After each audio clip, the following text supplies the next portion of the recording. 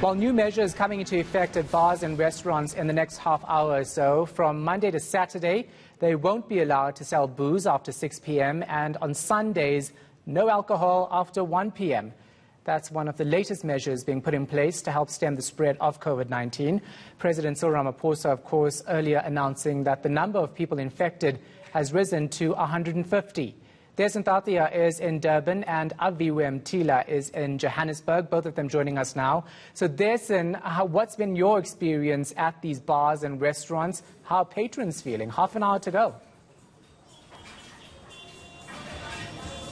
Well, Shahan, you know, just before we started chatting, I was looking around me and I realized that there's probably going to be a lot more of this in the coming days, these empty chairs and tables, because as we drove through Florida Road, that's where we are, we're at Times Square, one of the locations on this very busy road.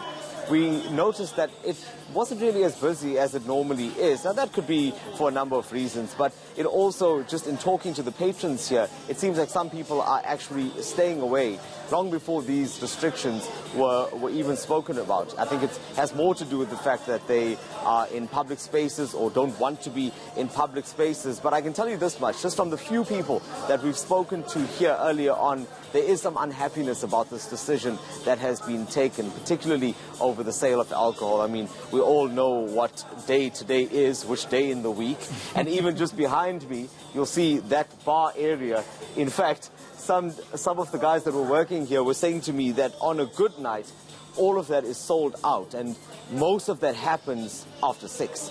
And it seems going forward, at least for the foreseeable future, they definitely won't be doing that. You can say it, Desan, it's Pusa Thursday, we all know it. So, Aviwe, let's go to you. Over the last few days, you've visited a number of restaurants around Joburg. How's business been doing?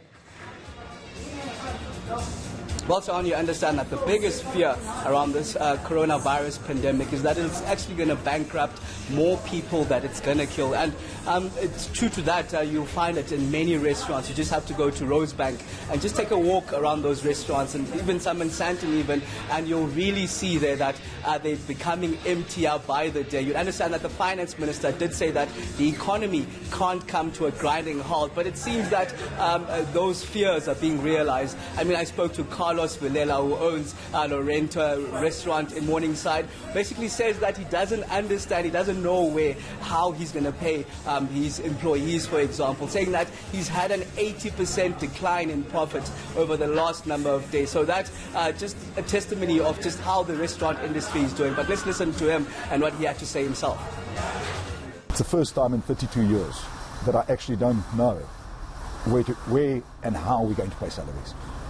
We've lost, since His Excellency the President made mention of the curtailing of the amount of people, we've probably lost a good 80% of customers coming into the restaurant.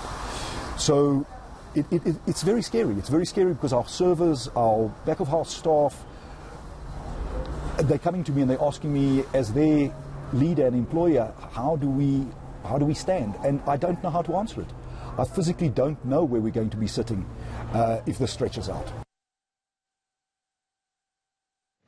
So, Desan, I'm sure that business owners in Durban are sharing that same sentiment. Definitely, and in fact more so the staff that work at places like this. And I think there's also still a little bit of confusion, even though we saw Becky Kele clarifying today that businesses don't actually have to shut down at 6 o'clock. All they need to do is stop the alcohol sales. But like this place that we're at is actually closing its doors. And the staff here are worried because many of them, like at most restaurants, rely on tips, and they get tips from the customers that they see. So right now there is a lot of concern. Business owners are talking about the profits that they will lose. The staff members are worrying about the jobs that they may potentially lose. And through all of this, you've got the patrons that come here wondering about what they're going to do after 6 o'clock if they're not going to be out at their favorite spots having a drink. Yes, so Aviwe, you're in Melville, and I know that Pusa Thursday in Melville is a big deal. I'm not talking from experience. How are bars looking around there? Well, you'll understand Melville, especially 7th Street in Melville, is basically where you'll find the young people from Johannesburg coming out. You mentioned it yourself, Puza Thursday is a thing, yeah, not from your experience, of course. But it seemingly they've come out now, but you'd understand that just in a few minutes' time, for example, at this particular place, Shy, it will be lost rounds. You'd understand that normally, without this pandemic that the country's faced with, Shy would normally close at about 2 a.m. But today, the patrons here have come for the last round. I'm not sure if they won't be reluctant when 6 o'clock comes. But they're not the only bar that I've walked around here and just had a word with, just to trying to find out what's going to happen. Another one had a sticker outside the door saying that from the 21st of March, they'll be closing indefinitely. But a lot of them seem like they will comply with the task that they've been asked to, and that is to shut down at 6 p.m. Yeah, all right. So you guys have 25 minutes to put in your orders. I'll talk to you, well, Yuveka will actually talk to you after 6 o'clock. So we'll get more information then. There's Ntathia in Durban and Aviwem Tila in Johannesburg.